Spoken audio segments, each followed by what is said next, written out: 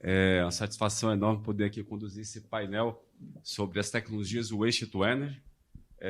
Tudo bom, Gabriel? Bom dia. Bom dia. O Roland está com a gente Bom também? dia a todos.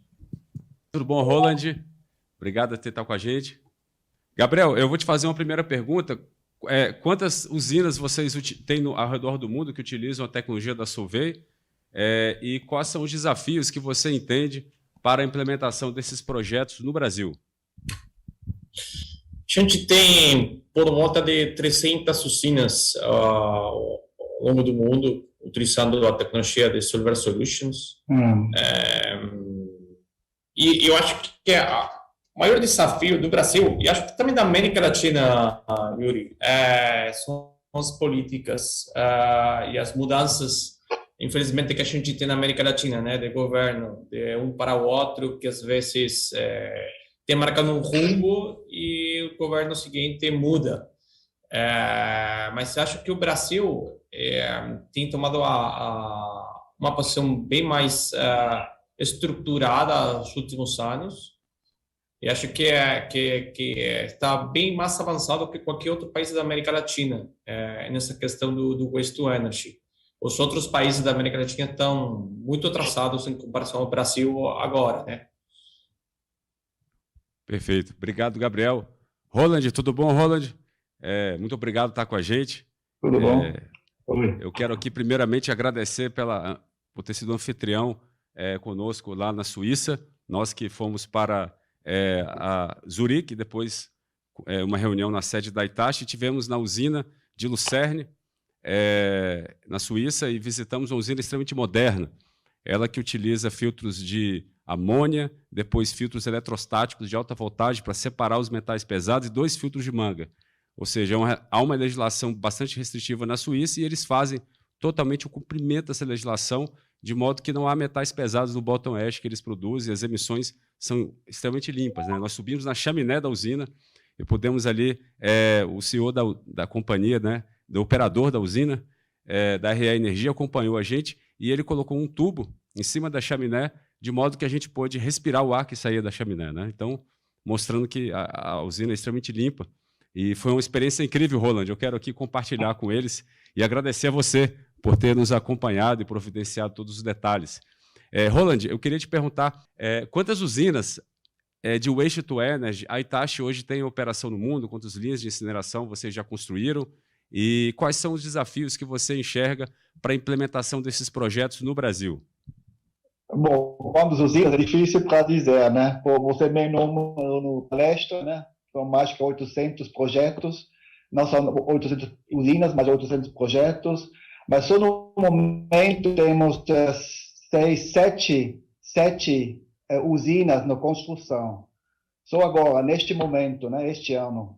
Então são muitos. Você viu na palestra o número das usinas que nós construímos lá na Inglaterra. São 18, né? O número 18 está agora na construção. São muitos, é difícil para contar, né? A história é longa, né? As usinas de hoje são diferentes que as usinas que nós construímos 20, 30 anos atrás.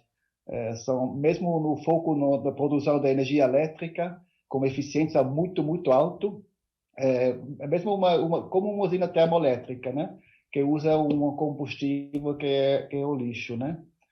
Usa esta energia que tem no lixo para gerar energia elétrica ou vapor para a indústria ou para esquentar as casas aqui na norte da Europa. O desafio do Brasil, bom, como todo novo mercado, né? Tem que aprender, conhecer como funciona, precisa parceiro, né? Para realizar estes projetos, porque tem grande parte deste trabalho vai ser local, né? Toda parte civil, construção, tudo é local, né? Sem experiência, sem um parceiro que tenha essa experiência, é impossível para realizar. Então, isso é o chave para entrar no mercado, a cooperação com um parceiro que tem a experiência local. E nós vamos trazer nossa tecnologia. Obrigado, Roland. Regis, eu queria te perguntar, também mais ou menos no mesmo sentido, quantas usinas vocês de biomassa vocês já conseguiram implementar? como é que está a questão da prospecção de projetos da Haskell no Brasil, quantas usinas da Haskell a gente tem ao redor do mundo e quais são os desafios que você entende aí para a implementação dessas usinas do Waste to Energy no Brasil. Obrigado, Yuri. A Haskell hoje ela está com aproximadamente 100 projetos instalados e operando, né? Nós, Biocal, nós temos aqui no Brasil, Brasil e mundo, 800 equipamentos instalados, dentre eles 25 são termoelétricas. Eu creio que estamos em algumas negociações, em alguns avanços, mas eu creio que o grande detalhe no Brasil ainda se chama o baixo custo de destinação sem implicação nenhuma jurídica ou legal. Porque enquanto está se podendo ser lançado material ainda a céu aberto, enquanto não tem uma restrição e um incentivo com respeito a uma destinação correta, continua-se enterrando, mesmo através de um aterro, as nossas sacolinhas, continua-se enterrando o lodo, continua-se jogando esgoto nas nossas águas, e isso dali eu creio que é onde tem que haver uma vontade política, legal, para que a nossa geração, possa cuidar bem do meio ambiente, que possa destinar da forma correta e ainda recuperar essa energia, que é um dos grandes detalhes que nós precisamos atualmente. Então, para mim, o foco principal seria, porque ninguém quer investir alguns milhões se está confortável e cômodo continuar enterrando. Obrigado, Regis. De fato, há muitos desafios, né? Eu pontuo 3 grandes desafios que a gente tem no Brasil hoje. O primeiro deles é o cumprimento da legislação, né? Nós precisamos que os prefeitos, os consórcios, os próprios governadores hoje podem cumprir também suas competências e também o governo federal no planejamento. Mas o cumprimento da lei por parte dos municípios é o mais importante. Eles precisam estruturar as concessões que eles são obrigados a fazê-lo, sob pena de responder por crime de improbidade administrativa. Então, hoje, todo município tem que fazer uma concessão. Se nós estivermos em contato com o município, ele falar, não vou fazer, então você denuncia o Ministério Público, aos órgãos de controle, porque eles são obrigados. A legislação ela é expressa. Ela diz, todo o serviço de saneamento básico no Brasil deve ser por meio de concessão, sendo vedado contrato de programa, convênio emergencial ou precário. Então, esses contratos não podem ser renovados. Se algum município renovar algum contrato a partir de 2 anos atrás, quando aprovado o novo marco de saneamento, isso é crime de improbidade administrativa. Basta ler a legislação, é muito claro isso. A administração pública não pode celebrar contrato em desconformidade com a lei. Primeiro ponto. E também cumprimento da lei no que tange à estruturação da recuperação energética. A recuperação energética é uma forma de tratamento térmico e todo o resíduo deve ser tratado. Na verdade, o que se faz hoje, mais se faz hoje com o resíduo urbano, nas grandes regiões metropolitanas, é o tratamento térmico. Ele é o mais utilizado para a gestão desses resíduos. E os países que utilizaram também têm os melhores índices de saúde pública e de geração de energia e reaproveitamento também. É claro que é importante a coleta seletiva, a biodigestão anaeróbia, mas a biodigestão anaeróbia ela só é boa mesmo com a coleta seletiva, que ela tem uma rentabilidade interessante e produz biofertilizante sem contaminação, né? A gente não pode pensar em biofertilizante com contaminações de lixo misturado. Isso não é possível para a agricultura e questões de saúde pública. Então, o Brasil precisa de biofertilizante, precisa de biometano, então a gente também tem que pensar na coleta seletiva, mas o tratamento térmico, ele que realmente fecha a conta do negócio, ele que recebe a maior quantidade de resíduos, ele é que vai realmente fazer o desvio completo desses biorresíduos e de resíduos de aterros, trazendo maior sustentabilidade àquele município, àquela região. Basta olhar para a Alemanha, né, o modelo que eles adotaram, a Suíça, a Finlândia, a Bélgica, a Áustria, Holanda, todos esses países zeraram a quantidade de aterros sanitários. São aterros inertes que não produzem nenhum rejeito. E isso acontece quando a gente prioriza a hierarquia de resíduos corretamente e a nossa legislação, eu volto ao cumprimento da lei, ela diz isso. Somente rejeitos vão para aterro. Rejeito é o que sai do tratamento. Rejeito é o que sai da usina de incineração, é o que sai da usina de biodigestão anaeróbica. Isso é rejeito. A gente tem, claro, uma fração residual, aí não é rejeito, que sai da reciclagem. Mas lá não é rejeito. A nossa legislação chama de rejeito o que não tem nenhuma possibilidade de tratamento por tecnologia disponível e economicamente viável. É o que diz o artigo 3º da nossa Política Nacional de Resíduos Sólidos. Então, a destinação ambientalmente adequada, ela vem antes da disposição ambientalmente adequada. Essas duas palavras parecem parecidas, mas a destinação é o tratamento e a disposição é o aterro. A disposição vem depois. Isso também está no artigo 3º da Política Nacional de Resíduos Sólidos. A não ser que a gente queira destruir ela e alterar, mas a legislação está lá e não cabe interpretação nesse sentido. Ela é clara sobre dizer o que é um sistema de gestão de resíduos. Primeiro é a destinação, depois é a disposição de rejeitos, né? Destinação de resíduos, disposição de rejeitos.